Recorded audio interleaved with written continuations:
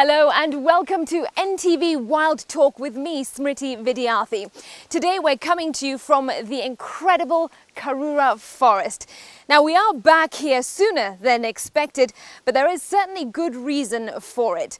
Today though, we're coming to you from the Sigiriya block that's located at the Thigiri Ridge area. And this is why we're here. The Twitter hashtag #SaveKaruraForest sparked reaction over the allegation that Kenya's Karura Forest is under threat. The alarm was raised by the Greenbelt movement and the Friends of Karura, a lobby group that protects the area. The groups are concerned about potential land grabbing. They say Ibis Hospitality Limited has a proposal to develop 25 acres of the Sigiriya block at Karura for commercial use. This would mean hiving off thousands of trees to make room for the development. But the Kenya Forest Service dismisses having knowledge about the allegation. I have requested anybody who has that information and who knows where on the ground there is a development of a hotel, an Olympic-sized swimming pool, and all those other stuff that has been penned. I would want anybody who has that information to tell us and to take us to that location so that we can, all of us, see it and make decisions, because when it comes to matters of development in this area, we have an obligation to make those decisions on behalf of Kenyans. According to the Greenbelt movement, if the request by Ibis goes ahead, it would violate the 2015-2020 Strategic Forest Management Plan, developed jointly by the Kenya Forest Service and Friends of Karura. The plan, however, is currently awaiting signature by the KFS. Sigiriya block covers 275 acres of Karura's 1,063 hectares, and in the past there have been several attempts to grab part of the forest. During the Moi regime, almost half of the forest was allocated to private developers. So is Karura Forest under threat or not? We'll find out in just a moment. But first, did you know that the very existence of Karura Forest is thanks to the late Professor Wangari Maathai, an environmentalist who in the 90s fought a real fight to protect this forest. Professor Karanjan Njoroge was part of the battle and now tells me more about it. The struggle to save Karura was a very hard road to travel for most people. And if it was not for the late Professor Wangari Maathai, many of us would not have walked that road. It was painful and dreadful sometimes because the police would clobber people seriously. I mean, when you come for demonstrations against the development in Karura. Let me put it this way. 477 titles had been issued for this forest. 477. And they were owned by people with considerable wealth. And so they could hire goons to guard their so-called property. And I really take my heart out to Prof. Because Professor Wangari Maathai was not afraid of that. He would challenge them by herself. In fact, I recall one time that she tried to enter the forest to plant a tree as a statement that the forest is not gone. They still can go in and plant trees. And she was stopped by a troop of policemen, and she disappeared into the village called Huruma. And the women in village carried her across the river into the forest. And she planted her tree.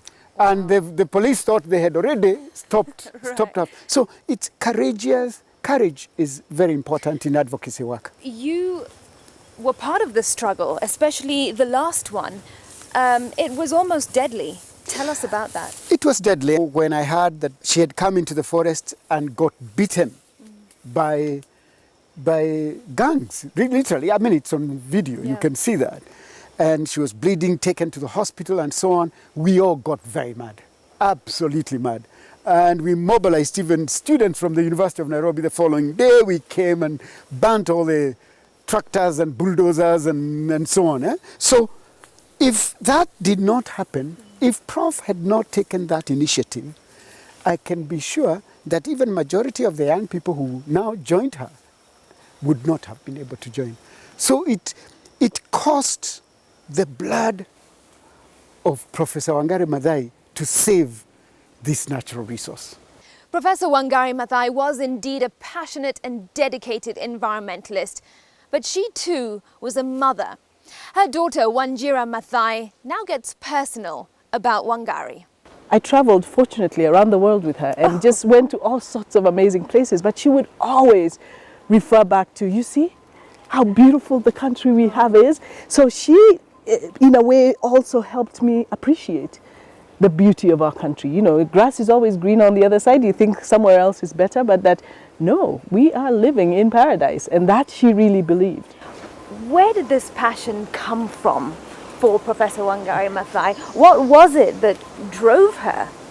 She was raised in paradise, in the highlands of this country, in the foothills of Mount Kenya and the Aberdares. And so I think she just grew up loving nature, constantly playing with tadpoles and frog eggs. And she would often tell the story that her mother, apparently where she lived, there would often be leopards crossing. And Wangari means belonging to the leopard.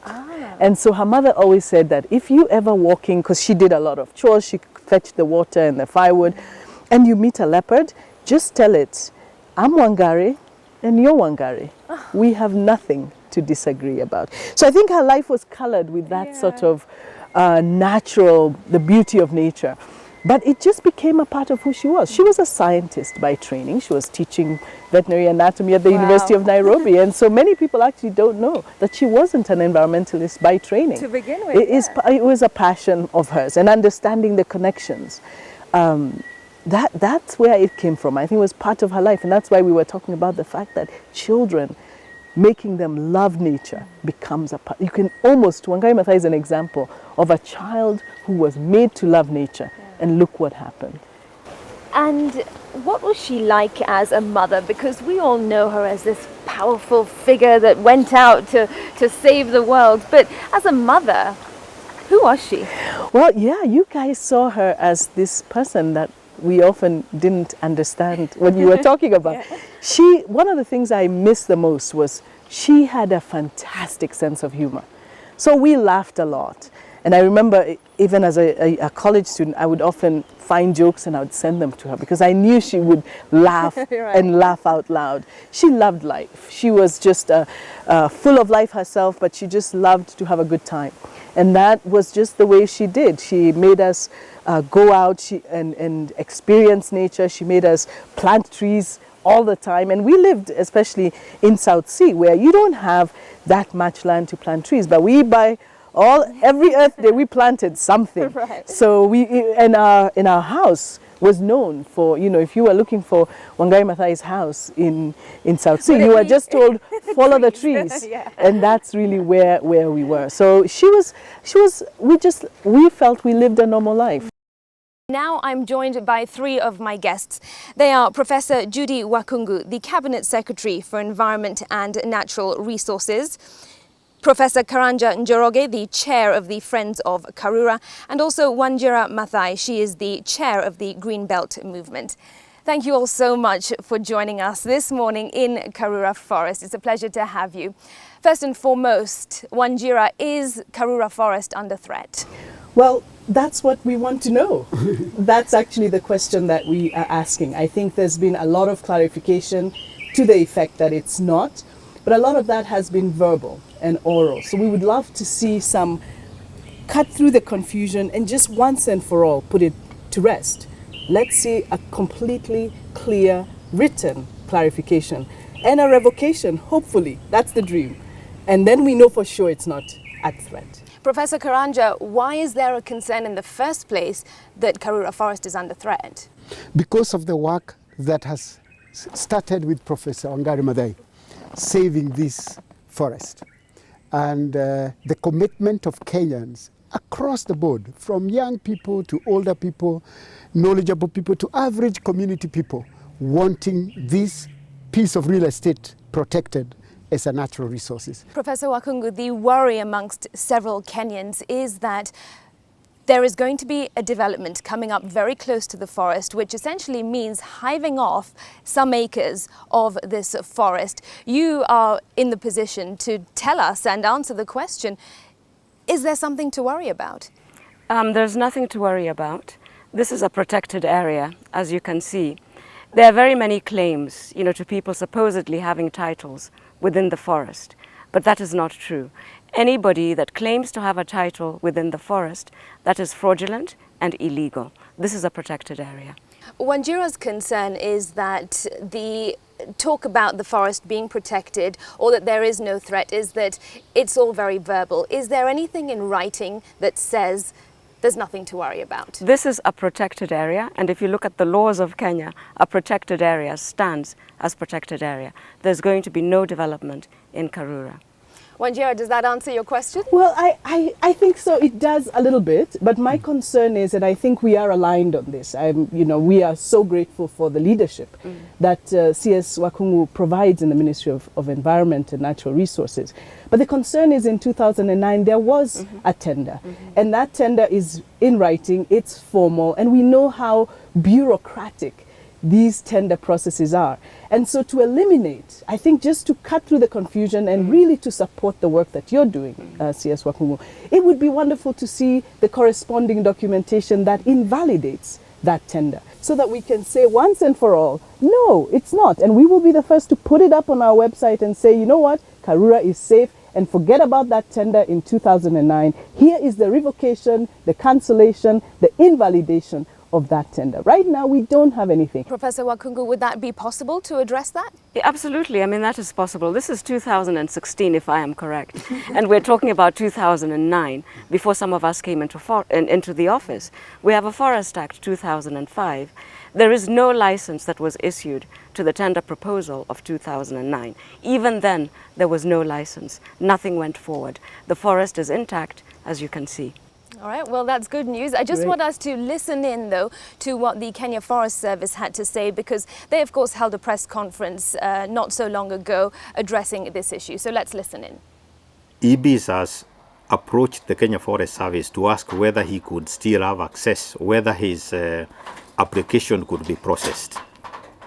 And as Kenya Forest Service, we have said that a lot has passed over the bridge and that process is now null and void.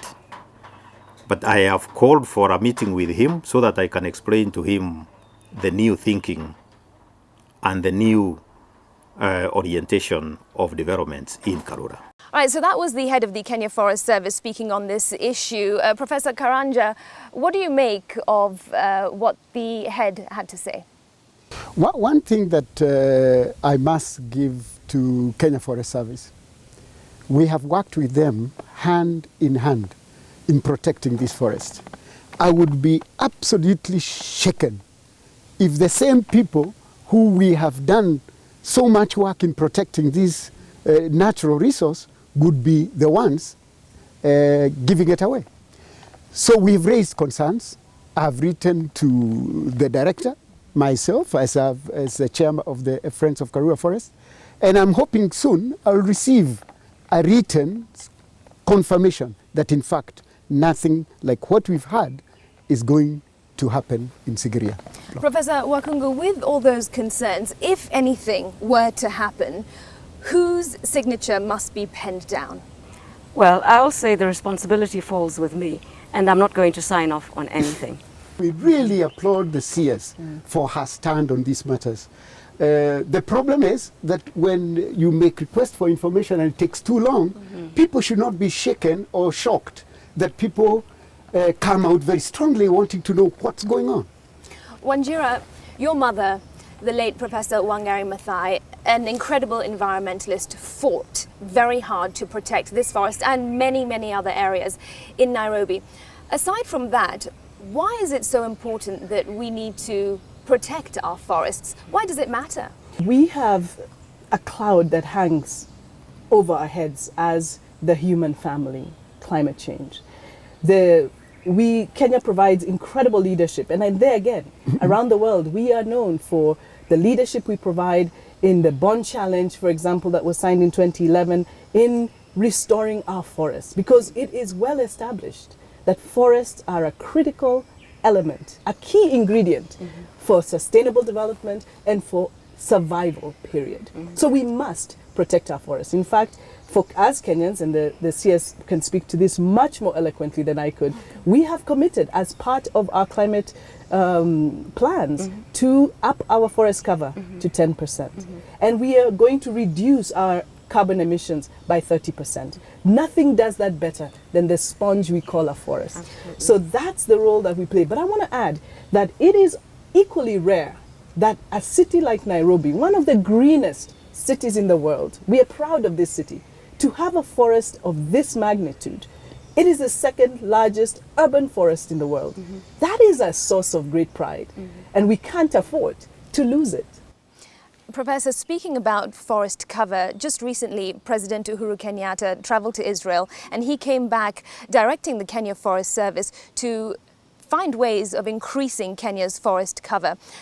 How would you describe our progress so far? Are we on the right track in protecting our forests? I think we're making very good progress. When we came into office, the forest cover officially was 6.9. Right now it's estimated at 7.2. And we're making very good progress to achieve the 10% forest cover by 2030. The President, of course, would want us to accelerate, this progress. What the President was able to see in Israel was the expansion of dryland forestry. And here in Kenya, our research institute, which is KEFRI, the Kenya Forest Research Institute, is doing excellent work when it comes to dryland forestry. As much as we talk about the protection of forests and their importance, there is the other argument, and that is development is equally important. We need to create jobs, we need to keep moving our economy, and that would be possible through development. Karura Forest is a major development that is creating jobs. We have on our payroll, from the time we signed an agreement with KFS in 2010, we have increased the number of workers in this forest to 47 from 0. Because the KFS staff has always been KFS staff. But we have brought in new people, 47 jobs that have been created by protecting this natural resource. Secondly, we have worked with communities, and that is the essence of the Community Forest Association that is enshrined in the Kenya Forest Act of 2005. We have involved communities, some of them standing in front of you as scouts, who we have trained and brought into the system as workers who are paying taxes to the government. So it's a development project. We don't need to change the ecology of this area to do development. Development must be consistent with conservation. There is also a cafe that has come up at Karura Forest. Many people have raised concern about that. Did it mean trees were cut down? How come that was allowed and a hotel won't be allowed? Tell us more about that. Well, this is the thing. One of the most important things about development is that it must be planned. If you plan development, then you have nothing to worry about. This forest, Karura Forest, is co-managed, at least there is the Forest Act and participatory management of the Act with the Friends of Karura Forest and the KFS. There's a strategic plan that spans 5 years. And that plan spells out what will happen in this forest between, this is the second plan, I believe. Not yet signed, so that's another thing that would be wonderful for us to cement by signing this plan, so that we know 3 things that are allowed. 1, the plan to have that cafe. It is a strategic investment. How many people go through Karura? I understand 200,000 a year. Yes. And not a cup of tea, a glass of juice. It is a strategic investment. The world over, go to Central Park. There's a beautiful cafe in the middle. Doesn't mean that there'll be cafes mushrooming across the... So it is the strategy, the strategic nature of that investment. In January, the joint account that manages this forest received 900,000 shillings from that cafe. We also charge everyone who comes in a charge of 100 shillings or 200 shillings if they are residents, or 600 shillings if they are tourists. That's additional income that somebody who may not have come into the forest now is coming to the forest for a cup of tea, and that income comes into the coffers of managing this forest. Right. It's a great revenue stream. Before we take a breather, Professor, I'd like to ask you, you must have seen the hashtag on Twitter, Save Karura Forest, and all the comments that really showed a lot of concern about what was happening here. How does that make you feel as Cabinet Secretary for Environment, that there was such an uproar, save the forest, save the forest? What did that make you feel? Well, first of all, I'm just delighted and reassured, that Kenyans are looking out for Karura Forest. So it's very reassuring. I joined the bandwagon by also tweeting back, and saying that in my hands, Karura Forest is safe, and I welcome all Kenyans to come and see for themselves that Karura Forest is safe. Of course, we must remain vigilant. We must remain vigilant because people look at this as real estate. They don't look at this as the environmental services that this forest provides. And it's part and parcel of my duty to educate Kenyans about the real and cherished environmental services that Karura Forest provides to Nairobi. But I want to add that that's why we love her so much. But that's also the problem. Because when Judy decides that she doesn't want to be the Cabinet Secretary for Environment anymore, we might not be so lucky. We might get somebody who is not interested in Karura and doesn't feel the passion that you feel for Karura. So we must institutionalize the protection of the forest so that we are not relying on the goodwill and the passion of someone like Judy. I wish she will be there. Ultimately, it's Kenyans who will determine the course of development that they want for their country. And I am believing that Karura is a very good testament of the passion that people have for conservation of forests. And therefore, it's safe. It's very safe. Professor, look, Wanjira's, concerns are valid. It's safe today because it's under your docket. You have, on national TV, said the forest is safe. What she's talking about is institutionalizing these issues because we don't know how long you will be RCS. Surely her concerns are very valid. Her concerns are valid, and we are discussing this, at the highest level possible. For instance, there are several people, as I mentioned earlier, who claim to have titles within Karura Forest, and we are saying once and for all, those titles are fraudulent and they're illegal. This is a protected area, and it shall remain so. That's a perfect place to take a breather. But before we do, it's your chance to win a fabulous prize. Here is our Wild Guess question. On Wild Guess, we ask, how many jobs have been created at Karura Forest since 2010? How many jobs have been created at Karura Forest since 2010? Use the hashtag NTV Wild or like our NTV Wild Facebook page and post your answer there. The first person to answer correctly wins an annual pass to Karura Forest for one family and lunch for 4 at the CFA River Cafe. The generous prize is thanks to the Friends of Karura Forest Community Forest Association. You'll also win a gift hamper courtesy of Wildlife Direct.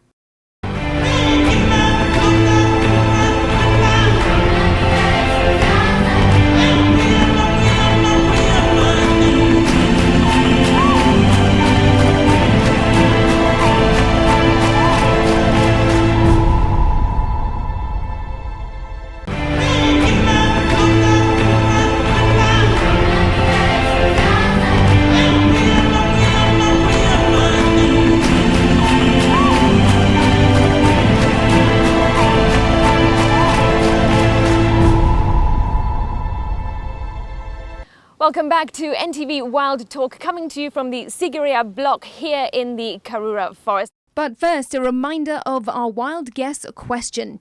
We're asking, how many jobs have been created at Karura Forest since 2010? How many jobs have been created at Karura Forest since 2010? Use the hashtag NTV Wild or like our NTV Wild Facebook page and post your answer there. The first person to answer correctly wins an annual pass to Karura Forest for one family and lunch for 4 at the CFA River Cafe. The generous prize is thanks to the Friends of Karura Forest Community Forest Association.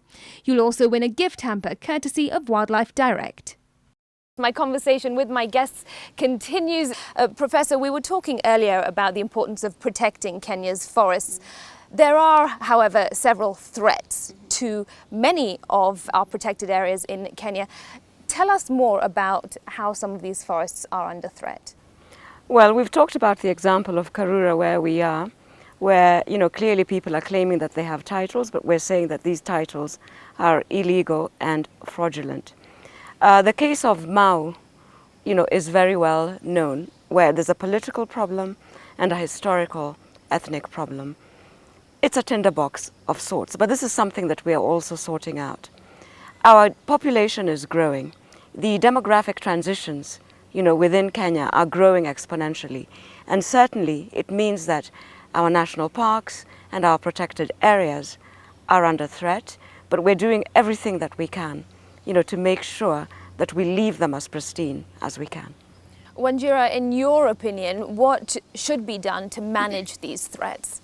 Strong policy and then implementation. Then we also have, especially in the area of forests, we have the protecting what is there, but we also restoring what has been degraded or cut down. And I think that also is an important part of the journey, and that's where the Greenbelt movements work, and organizations like it are supporting what the government is doing, because we have to restore thousands, millions of hectares of degraded forest land to be able to say we are safe and cushioned from the impacts of climate change that are guaranteed to be catastrophic. And I know that Kenya is on the front lines. I'm hoping and praying that soon we'll hear the announcement. Kenya is one of the countries that has committed to restoration, to this new AFR 100 initiative that is a country-led initiative to restore degraded landscapes. And once we know what that is, then we will put our resources behind ensuring that we meet those targets. In the wisdom of policymakers some time ago, coming up with the Kenya Forest Act of 2005, they addressed these threats by including in Section 40 the participatory forest management model, where bringing in communities that live adjacent to the forest makes sense in the management of that resource. And I think it's done tremendous work. What needs to be strengthened is how that participation is happening. What needs to be strengthened is to assess the risks in forest management, particularly when we know in the last 2 years alone, we have lost 30,000 hectares of forest through fires.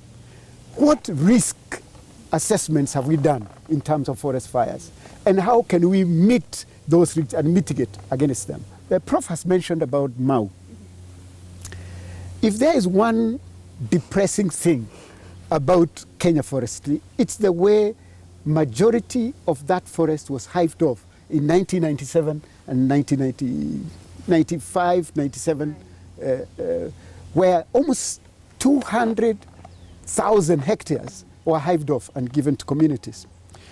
Now, we cannot go backwards, but we need a strategy that involves that community replanting on their now owned titles. Are you getting enough government support, both in terms of political will and also financially?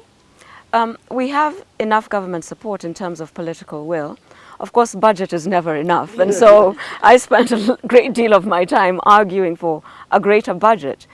I think the issue of farm forestry, which both Prof and Wanjira have talked about, is extremely important. And with the devolved system, of government, we have transitional implementation plans which are gradually being implemented county by county whenever they are ready, to separate the role of the national government and that of the county governments. And county governments are extremely important when it comes to farm forestry, and also in participating and working with the community forest associations. So this is an area where we are stepping up the work that we're doing.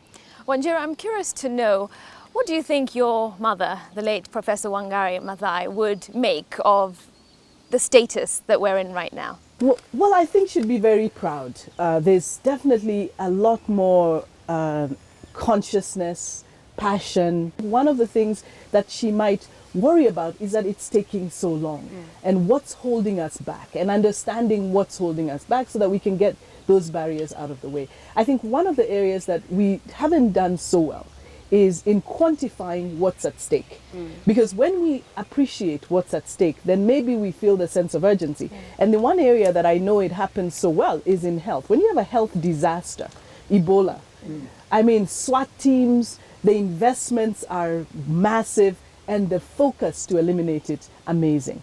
We have a lot at stake. You are in the Mara. I think one of the shows that you've done is in the Mara. The destruction of the Mau threatens the very existence of the Masai Mara. It's interesting because I'm sure a lot of viewers perhaps never made the connection between the Mau forest on one end and the Masai Mara. So, Professor, could you break that down to us? Most of the important groundwater flows from the Mau forest, particularly the Mara River, goes through the Mara, and it is the mainstream of all the water for all those animals and for the savanna landscape of the Mara. Up to the Serengeti. Up all the way into the Serengeti. And so any degradation of the forest, destruction of the forest, like it happened in 1997, you saw the Mara waters go down, and you saw animals really meandering all the way towards Loitoktok from the Mara. And so it's a very important thing to link these systems and make sure that people appreciate that even a small forest like Karura has a tremendous effect on the ecology of Nairobi. You know, forests are also so important to human beings for many other reasons. Professor, you said earlier how you're not a big fan of studio interviews, but you're very happy being out here talking, for hours on end, perhaps, about this issue. What does Karura Forest or any other forest or natural place do for you as a person? Well, I mean, first of all, look at where we are. This is fresh air. It's impossible to believe sitting here that we're just 2 kilometers away from downtown Nairobi. You can feel the quality of the air when you're here, and then compare that to town. All the carbon sequestration that is happening, even as we speak, is so important. Professor Wangari Maathai once referred to Karura as the lungs of Nairobi. Imagine if you're a human being and I puncture your lungs, you will not be able to breathe. Without Karura Forest, Nairobi will not be able to breathe. Speaking of FKF, Friends of Karura Forest, Professor, what's that all about? The FKF is a CFA. It's the Community Forest Association as envisaged in the Forest Act. We have 2 types of membership. A membership like my member here, and a membership from the local community that is coherent, that is totally dependent on the forest. And those are the ones I indicated to you, that we organize them so that it becomes a livelihood improvement for that community. I can, without fear of contradiction, say to the community of Huruma, Githogoro, Deep Sea, they receive from this forest close to 1 million shillings every month as income, either of people we employ or people we bring in as casuals to work, to plant, to clear, to do things like those. It's a great investment. And what revenue does Karura Forest itself bring in? We have increased our revenue from 0 in 2009. We were totally dependent on exchequer or from what KFS would bring to the forest. And we are audited also by KPMG, as this is joint operation between KFS and the Friends of Karura Forest. And we are now talking about an income of close to 30 million shillings every year, last year. Wanjira, how concerned are you about corruption impacting this intention, this big project of saving our forests? Well, that's why I believe in institutions, because that's one way that we can begin to deal with it. It is depressing. I mean, every time you turn around, there's some corruption, something going on. So it has become one of those things. But I am optimistic that if we can, from where we are, deal with the issues that we understand and get involved. And I think that's what's exciting, is that we must engage. We cannot decide that it's corrupt and so we look the other way. We must engage. I consider myself an environmentalist and an engaged and concerned Kenyan. So I will engage when I hear, for example, that Karura is at risk. And if someone else is doing the same in Ololua and in Ngong Forest and everywhere else, then we begin to address this. What we must advocate for an institutionalization of all these processes so that it is beyond individuals and the goodwill of individuals, because tomorrow you never know. Professor, what's your contribution to that comment and the issue of corruption? It is worrying and it is very, very much alive. Corruption is a very serious issue. The President has said that he's going to deal with it very, very squarely. It is also corruption that is leading to people trying to claim parts of a protected area. And it is our job to make sure that we stop it. It is our job to educate, especially the younger generation, that engaging in corruption is futile. Speaking of the younger generation, many people come to Karura Forest to cycle, to hike, to just admire the view, for a romantic walk, whatever it might be, or to jog as well. How can people get involved? People need to just bring themselves up to our various gates and enjoy this serene, beautiful environment. We have advocated for the next 5 years until 2020 to increase the capacity of the forest, to do simple research, to introduce forest ecology to young children, and that's education, because we believe the protectors of this forest in the future will be our children if they learn to value this resource. So we are increasing our expenditure in education, and so far I can say we receive 4,000 young kids into the forest every month, and that's beautiful. That's really good. From primary schools, from secondary schools, and we are beginning to attract the universities also. Yes. They come in for a lecture or two, and it's beautiful. It's really good. It's well established that we protect what we love, right? Yes. So if we can teach our children to love the forest, to love nature, to insist on being outside. I read recently a piece of research that said that playing with soil has antidepressant quality. Literally, being in the soil is like taking an antidepressant. Wow. Imagine that. So that's that's what makes me excited, that we can actually teach. If we teach our children to love nature, then they'll take care of the rest, because it passes pretty quickly, and then they're the CSs of the future. We hope they'll have the same passion. As we wind up, Wanjira, how optimistic are you about the future? Well, I'm an optimist, so I have to be optimistic. And, I love this. I heard this expression once said that when important issues come down to the matter of right or wrong, right always prevails. And so I know that right will prevail. And for us, protecting forests for Kenyans is right. And so we soldier on. And I know that one of the things that gives me hope is that here we are talking about it with the government, with the Community Forest Association, with an extremely active, engaged citizenry. We are definitely in a good place. We just have to keep going and make sure that nothing derails us. Professor? I think Kenyans need to remember that just like we struggled for independence of our nation, and a lot of people lost their lives, a lot of people suffered in the struggle for independence, so we must also struggle to move this country to a different level. And what the CS is saying about corruption is so true. Corruption is not people in government. Corruption is not a class of people. Corruption is all of us, 42 million of us. We must reject acts of corruption in everything we do.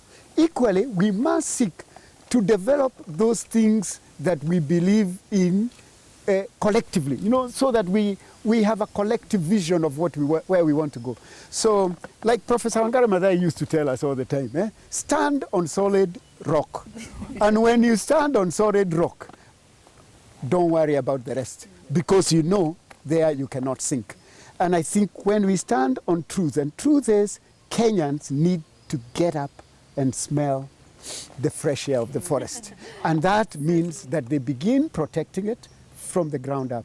Professor Wakhungu, what's your message to Kenyans with regard to the protection of our environment, your most precious docket? How important is it? What's your message? I think Kenyans need to appreciate the environmental services that we get from protecting green spaces such as this. You know, the greatest cities in the world are defined by their green spaces. Yes. Karura defines Nairobi, the capital of Kenya. We will protect it. Thank you all so much for joining us on NTV Wild Talk. Wanjira, Professor Karanja and Professor Wakhungu, it's been a pleasure. You've been watching NTV Wild Talk, coming to you from the Karura Forest, the Sigiriya block. And now here is what you can expect coming up on NTV Wild, the documentary series, on Saturday night. A crucial sequence we had to film for African cats was the cheetah chase. We've lived with these animals for years. Although the African cats were our stars, we had to spend time filming the other animals, the Masai Mara. The man for us, a true African cat specialist, was Simon King. You know, you get to know their hunting ways and you get to know what each individual lion is doing. It's organised chaos. The Masai Mara may be a beautiful place, but it's no filming studio. You need to build a camp as close to the action as possible. In the Mara, the cats quite often come to you rather than the other way round. We sat and they came to us. Boy, if you want to see torrential rain, come to the Mara. You can access Karura Forest from 3 gates: Limuru Gate, Sharks Gate and Sigiriya Gate. Entry is only 100 shillings if you're an adult citizen and just 40 shillings for a child. Residents and non-residents pay just a little bit more. There is so much to do at Karura. You can walk, run, bike ride, do an obstacle course and visit the caves and waterfalls. You can also go monkey watching. Get more information on the Friends of Karura website and the Facebook page too. The 3rd of March is Wangari Maathai Day, a time when we will remember the struggle, but also a time for us to celebrate all the gains made. But it mustn't stop there. The future of our forests is in our hands, and we must do everything we can to keep them protected. This is NTV Wild Talk with me, Smriti Vidyarthi. See you again Tuesday, 10 p.m.